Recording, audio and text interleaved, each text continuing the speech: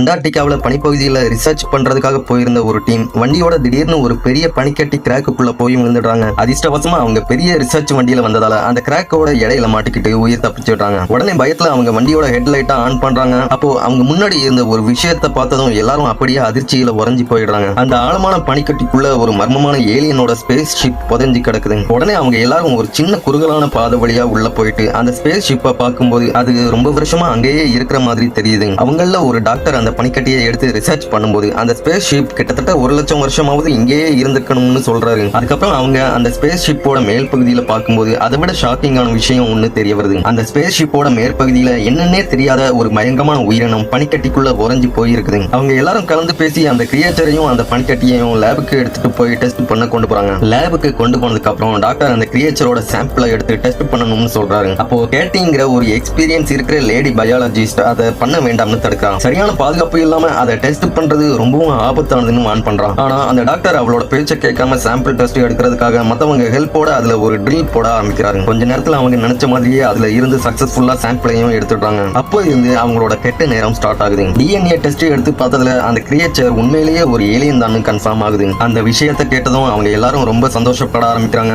World ஹிஸ்டரியில அவங்க எல்லாரோட பெயரும் நிலைச்சு நிக்க போகுதுன்னு கற்பனை பண்ணி கொண்டாட ஆரம்பிக்கிறாங்க. அந்த டைம்ல டாய்லெட்ல இருந்த ஷாம் திடீர்னு அங்க ஒரு வித்தியாசமான சத்தத்தை கேட்டு ஷாக் ஆகுறான். அந்த சத்தம் வந்த திசையை நோக்கி அந்த பனிக்கட்டி இருந்த ரூமுக்குள்ள போறான். அங்க போய் அவன் பார்க்கும்போது வித்தியாசமா எதுவும் தெரியல. சரின்னு சொல்லிட்டு அவன் அங்க இருந்து கிளம்பும் போது சடனா அந்த பனிக்கட்டியை உடைச்சிட்டு அதுக்குள்ள இருந்து பெரிய மான்ஸ்டர் ஒண்ணு வெளியே பாஞ்சு வருது. அந்த பயங்கரமான மான்ஸ்டர் அந்த ரூமோட ரூஃபை உடைச்சிட்டு வெளியே இருட்டுக்குள்ள மறைஞ்சு போயிடுது. அதை பார்த்த ஷாம் பயத்துல நடுங்கி போய் வேகமா ஓடி அவனோட ஃப்ரெண்ட்ஸ் கிட்ட அந்த விஷயத்த சொல்றான். ஃபர்ஸ்ட் அவங்க எல்லாரும் அவன் சும்மா கலக்குறான்னு நினைச்சு அதை கண்டுக்க மாட்டேங்கிறாங்க. ஆனா அவன் ரொம்ப சீரியஸா அவங்க கிட்ட சீக்கிரமா அங்க வந்து பாருங்கன்னு கத்துறான். அதுக்கப்புறம் தான் அவன் சொல்ற விஷயத்த கொஞ்சம் நம்ப ஆரம்பிக்கிறாங்க. உடனே அவங்க எல்லாரும் ஓடி போய் பார்க்கும்போது அந்த பனிக்கட்டி எம்டியா இருக்குது. அதை பார்த்ததான் அவங்க எல்லாரோட நெஞ்சிலையும் ஒரு பெரிய பயம் பரவ ஆரம்பிக்குது. உடனே டாக்டர் அவங்களை 2 டீமா பிரிஞ்சு போய் அவங்க முகாம சுத்தி எல்லா இடமும் தேட சொல்றாரு. அப்போ 2 பேரும் ஒரு இடத்துல அந்த மான்ஸ்டரோட வாலை பாக்குறாங்க. உடனே அவங்க ஃப்ரெண்ட்ஸை கூப்பிட போகும்போது சடனா அந்த மான்ஸ்டர் அவங்களை அப்படியே அடிச்சு சாகடிச்சிருது.